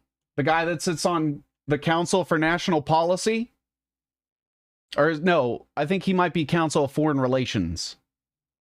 David Fenton, the guy that we talked about yesterday that's on Council of Foreign Relations, works with Soros, did PR for all this like left-wing shit, was working out of like Nicaragua and shit, works with Johnson & Johnson, Wikimedia, all that shit. They work with Sierra Club. You know who else works with Sierra Club? Michael Schellenberger. Michael Schellenberger, David Fenton, Trevor Fitzgibbon.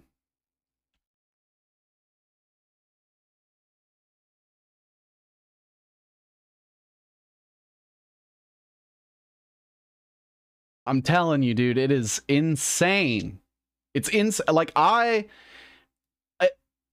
I may be smiling, but it's because I'm fucking dumbfounded at the level of just incestuous connections.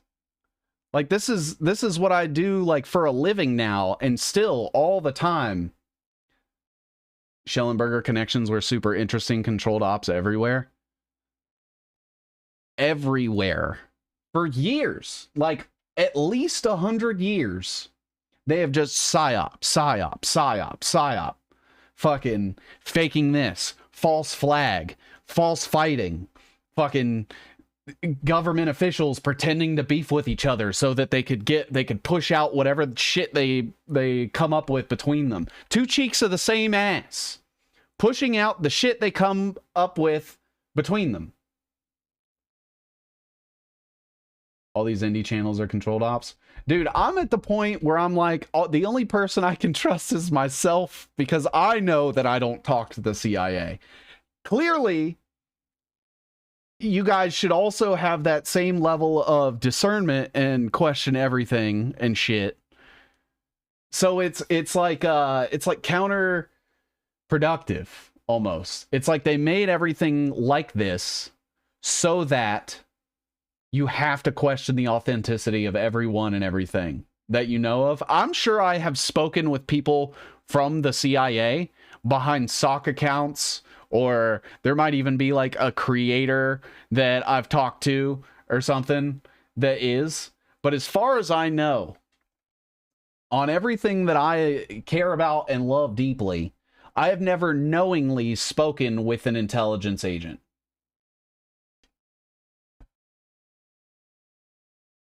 And if I did, and didn't know it, I recant.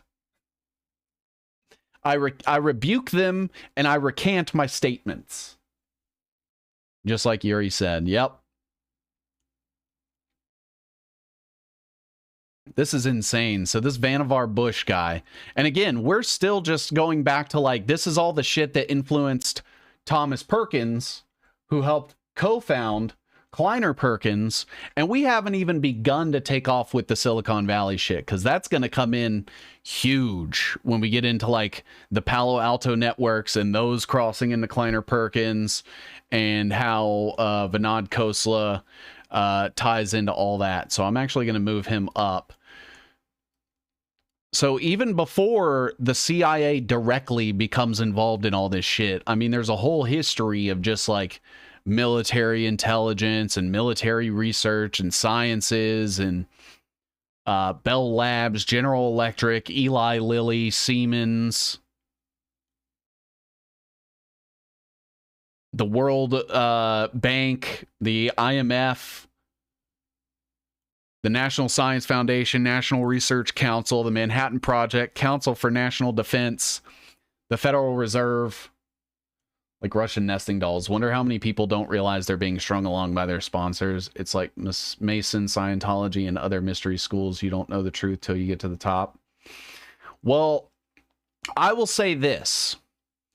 If I, as someone with zero connections to the wellness company, can figure it out, why can't they?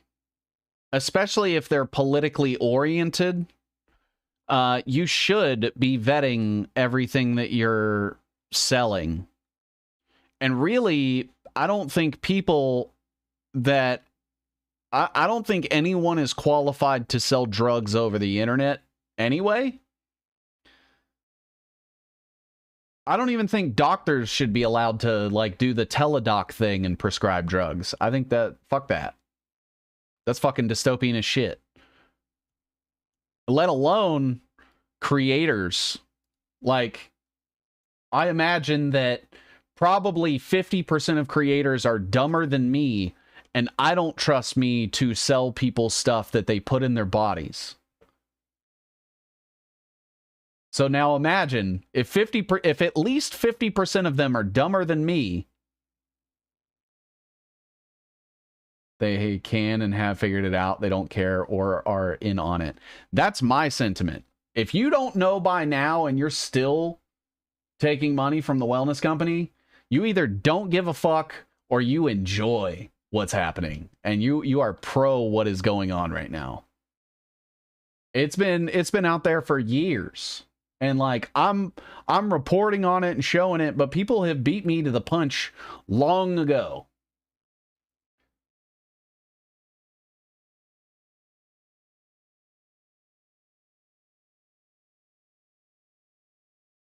Oh, did you guys know that the CEO of the wellness company, Peter Galuli,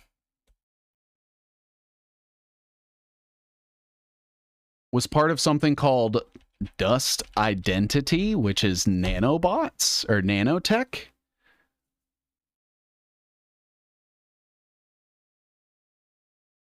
Peter Galuli, the CEO of the wellness company, is the vice president of something called Dust Identity.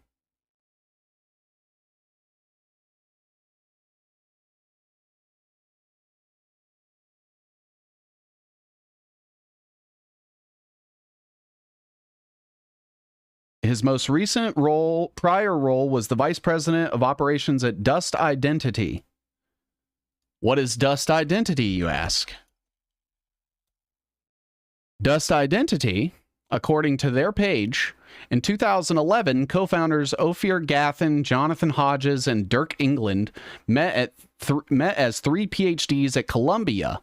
A few years later at MIT, DARPA approached them with a critical problem in supply chain security. Trusted physical identity of high-value components didn't exist. The team recognized that the quantum properties of microscopic diamonds made them uniquely suited for creating physical fingerprints for product and part traceability. So the CEO of the wellness company, vice president of operations at a DARPA requested MIT backed, Columbia University taught nanotech company. And then you have Nanobiosym that also rolls up to Colson Capital. Illuminate, Jesuit, Elder Zion, Marxist protocols, haggling. Yeah, they're all fucking haggling, dude. Are you into learning any kind of programming or no? I'm working on a way to munge through the wiki archive and auto-link these demons and orgs. I took programming in high school and barely passed. They taught us C#, and I sucked at it. My friend made 100K with only one Substack promotion. What the fuck? Epstein definitely had tapes of these guys. Yeah, probably. But yeah, so isn't it weird that now there's two nanotech and a DARPA connection, and also, you know, Blackwater and the NSO group and all that shit's also tied into it. Eric Prince, the fucking Council for National Policy, Heritage Foundation. You know, never mind all that shit. What about the fact that there's two nanotech companies that are tied to the wellness company? And what was everyone afraid of being in the vaccines? What are all those people that push the wellness company shit? What were they so worried about that was in the vaccines? I forget. Can you guys remind me? What was it that everyone was so concerned about with the vaccines again? What was in them? Nanotech? Is that right? Yeah. I got it. Okay. So you guys see it, right? Everyone here sees it, right?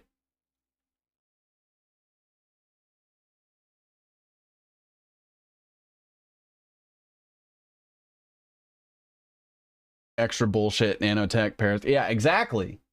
And now that company is peddling scopolamine, which is a fucking mind control drug. And then ivermectin made by Merck, which we went over the fucking side effects for that yesterday. Apparently, there's a long-term study about ivermectin on fertility, which, what was everyone worried about the COVID shots doing to everyone? Making them infertile. Giving them VADES.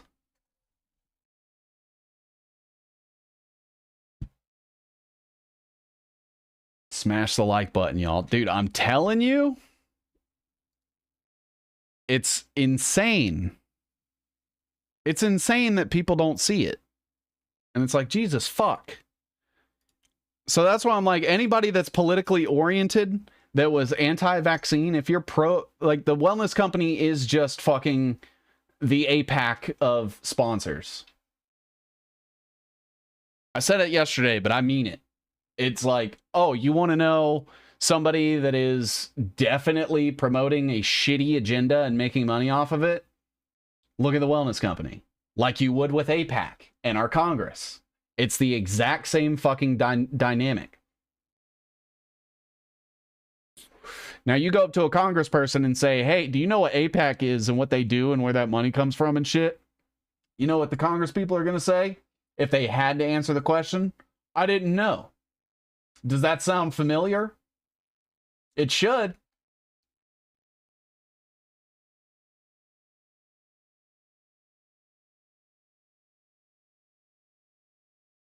This is the Genentech stuff. Signed a $60 million deal with 23andMe. 23andMe was funded by Sequoia Capital. So we're going to get into Genentech eventually. But I want to go back. We're going to go back to Thomas. Or Thompson. Compton. That's it. Sorry.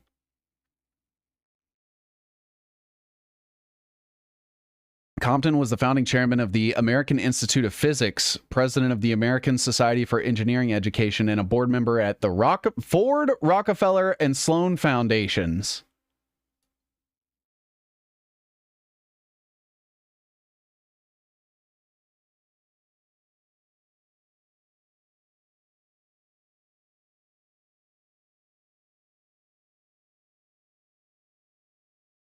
And that's Carl Taylor Compton. So maybe I can do that.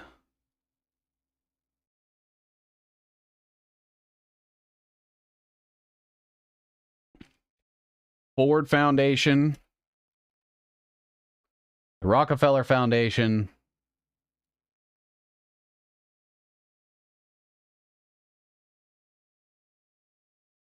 A note from co-founder Foster Colson funding tomorrow's innovations. I founded Zelenko Labs. Yep. Z Labs also. It's wrapped up in the fucking Colson Capital web. If you guys go to colsoncapital.com, you can see all their companies. They're associated with 1775 Coffee, Positive. And then there's that company Nano Biosim. And then you have David Lopez, and that ties into Eric Prince. Mike Flynn was associated with the wellness company because of course he was. And the Sloan Foundation, that's what it was.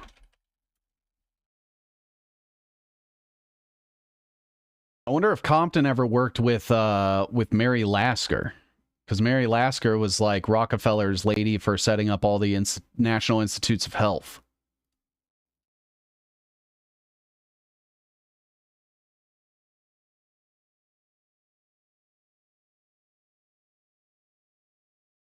Start the wellness company, graphene oxide nanoparticles in the tech biomedical field. Yeah, graphene oxide. They're putting that shit in the clouds and seeding that shit in the clouds, and then it's just raining down and getting absorbed through your skin.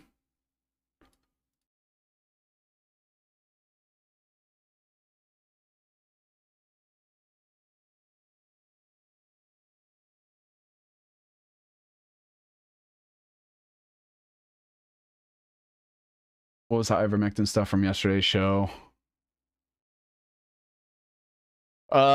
Essentially, I was just reading off a list of the side effects of ivermectin, and then I've also said some stuff about some of the studies that they've done about long-term effects on fertility in Africa. Is it good or bad for you? I don't understand the relation to COVID. So, from my understanding, ivermectin was created by Merck, and it has a shit ton of side effects, and it's not meant for regular use. It's supposed to be used specifically for if you get infected with a specific type of parasite, and it's only supposed to be used to treat that parasitic infection. So using it all the time and using it regularly like people do and are doing is not good for people. And that's what people are not understanding. Hebrew sources talk about a very significant strategic target being hit in Tel Aviv. Ooh, what'd they hit?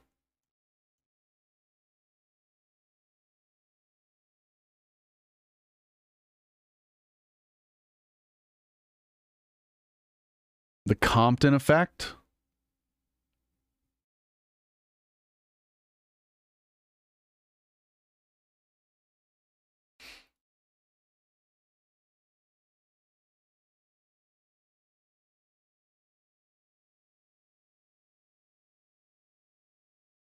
X-rays.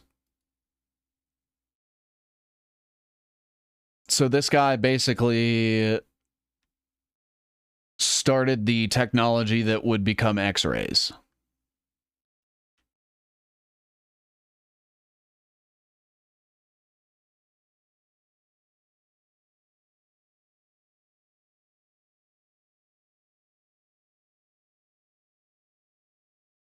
The Digital Equipment Corporation.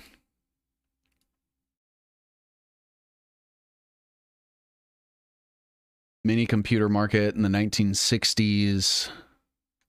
Microcomputers. Hudson Fab were sold to Intel. Compaq.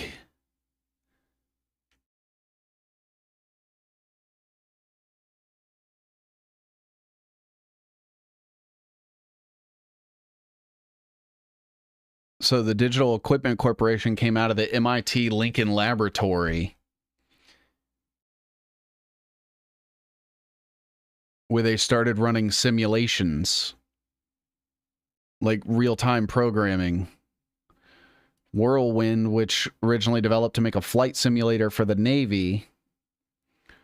The Sage system for the Air Force, which used large screens and light guns to allow operators to interact with the radar data stored in the computer. What the fuck? Transistors and vacuum tubes. And that's where we started to get computers.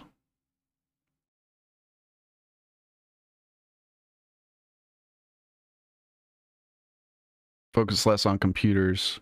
Even changed their name from Digital Computer Corporation.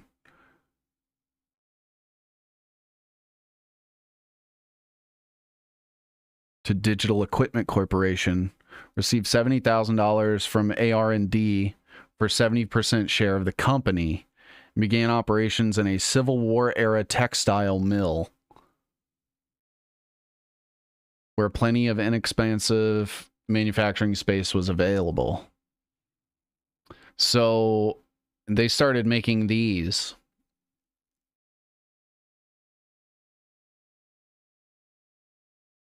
Quite a lot of I-beam studies. Don't take too much. People are saying Mectin can cure diabetes.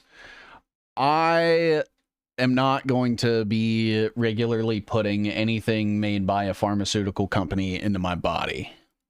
Here's the way I see it, right? Humans have been around for a long time. A lot longer than pharmaceutical companies.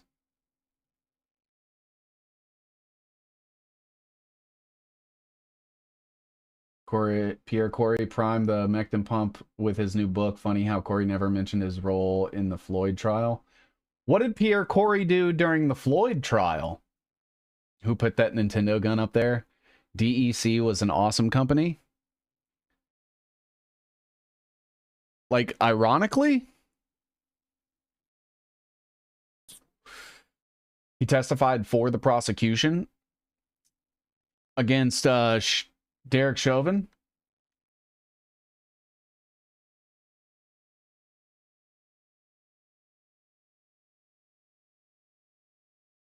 Jesus. I didn't know that. But of course, the lunar crater Compton is named after Compton and his brother Arthur. Okay. So Compton basically got the digital equipment company, or the digital equipment corporation started.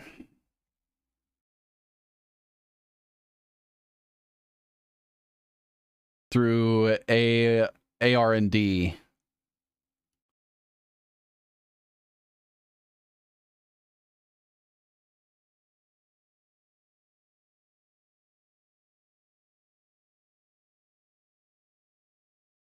But Chauvin and Floyd are also fraternity brothers too. Didn't they work at the same place? Derek Chauvin and George Floyd?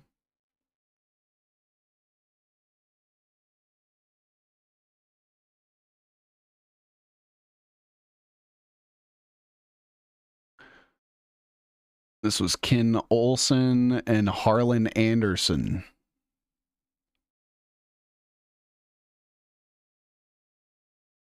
Stratford, Connecticut.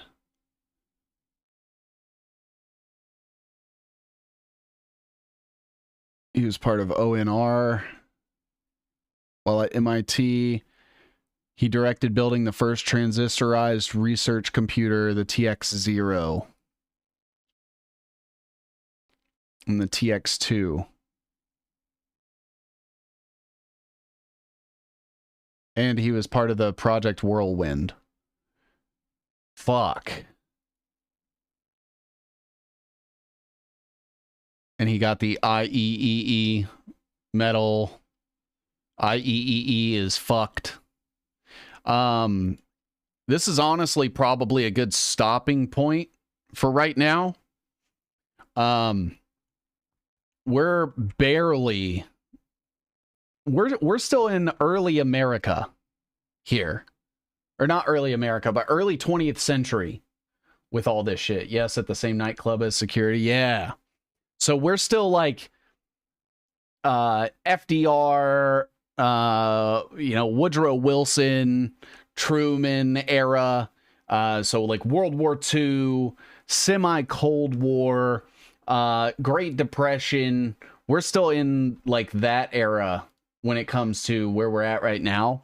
And we're only through two of the people that founded Kleiner Perkins. We haven't even gotten into all the other people that have run it through the years and everything there.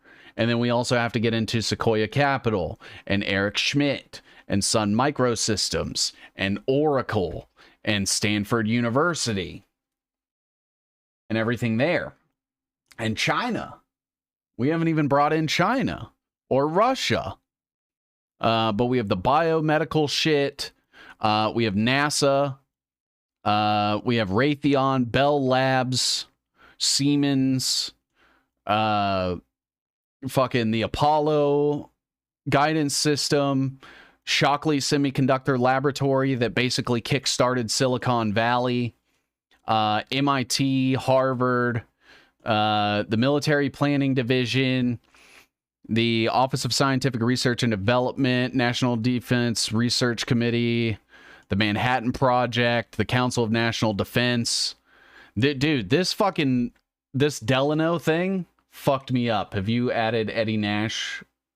Control Alt History has some good videos on, dude. I don't think I know Eddie Nash. El-Mayadeen confirms that an Iranian missile hit a nuclear research site in Tel Aviv.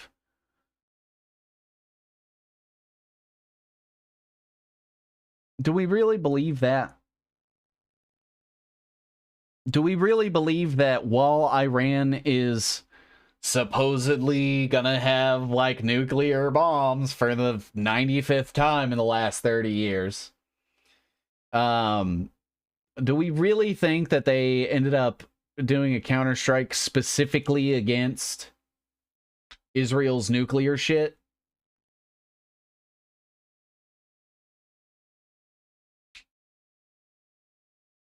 There are no nuclear sites in Israel, officially, that is. Good thing there's no such thing as a nuke. Dude, right? Nukes don't exist. What up, Girth Brooks? You just missed this going out. So, this shit blew my mind, though. So, for a recap for everybody, the big thing that I learned today was that, I mean, obviously, all of this shit's pretty important, but the Vannevar Bush shit and him being connected to Franklin Roosevelt's uncle, who ended up being the first vice chairman of the Federal Reserve after his fucking nephew split the ticket so that Woodrow Wilson would win and create the Federal Reserve in the first place. But seriously, go look up the Pinchot Ballinger controversy and what that did to the 1912 election. Isn't real. I love it. I love it. But yeah, we're gonna get into. Oh, I guess I should tie Andrew Carnegie into the Carnegie Institution for Science. It's a big club, and you ain't in it. And it's been a big club, and it will continue to be a big club. And take care of yourself, people. Take care of your loved ones. Make sure you're as self-sustaining as possible. Get off these fucking systems. Keep yourself safe. That's it. Stay away from the cities. Don't go out tomorrow. Fuck the riot shit. That shit's all fake. Can't take credit, but been saying that for a handful of years now. Let's fucking go. I have nothing in common with those PDF files. Dude, me too. Same here. And I'm excited to see where the fuck we get with all the rest of this so that I can prove without a doubt, without a shadow of a doubt, that literally everything is fake and made up. Your X live stream ended again. Of course it did. Because you have to set an end time, and I always go over. But I'll be live again next week. and I'm going to be digging into this stuff this weekend, and I'll make sure that I go through that. I know someone mentioned Terramar in an early episode of Lies and Ties. Did you get back to that? If so, episode number. I have not gotten back to the Terramar project, but it is linked to Ghislaine Maxwell. That much I know. Let me see if there was anybody else, because it is right here. Yeah, I wasn't able to dig anything else into it, but hopefully here in the coming weeks I'll be able to. I mean, if you want, I could probably pick up the Elon Musk Peter Thiel web next week, and we could build off of it, and I could use that as an excuse to build out the Terramar project shit. The submarine pilot, that's it. The one where they were fucking probably taking subs to and from the island, I'm assuming. Trafficking kids under the water. Something like that. But I want to thank you all so much for hanging out with me today. I learned a lot of shit. As a little tease, I suppose, for what is going to be coming out of this web. We have the AIG and housing crisis that was Eric Schmidt and Venad Kosla. You remember how Kleiner Perkins has an office in Shanghai?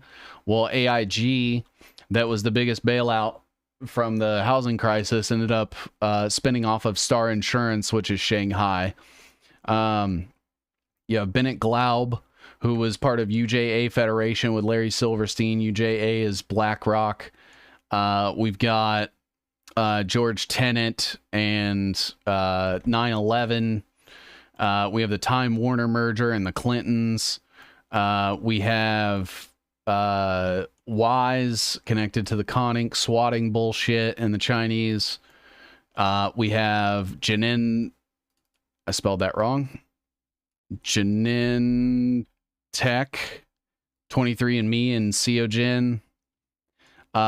We have Peter Galuli, Cedar Sinai, John Hopkins, DARPA, Saudi Aramco, the Wellness Company, and that Dust and Intel shit. We have when Blackwater first got its first clients, Hurricane Katrina, that Dust Identity shit is there. There's a lot of shit. The State Farm for the LA fire shit. And we're going to end up getting all that on there. Larry, I don't always commit insurance fraud, but when I do, I make sure I get paid twice. Technically, it was 2 attacks. Get Harper's Catfish in Scottsville, Kentucky. If you're in the area, bring cash. I get it 2 times a year. Fucking heard that. Disney Cruises. Thank you all so much. I hope you have an awesome rest of your day. Stay safe this weekend, everybody. Don't go participate in their bullshit, and keep your head on a fucking swivel. We'll see you guys next week. Peace out, everybody.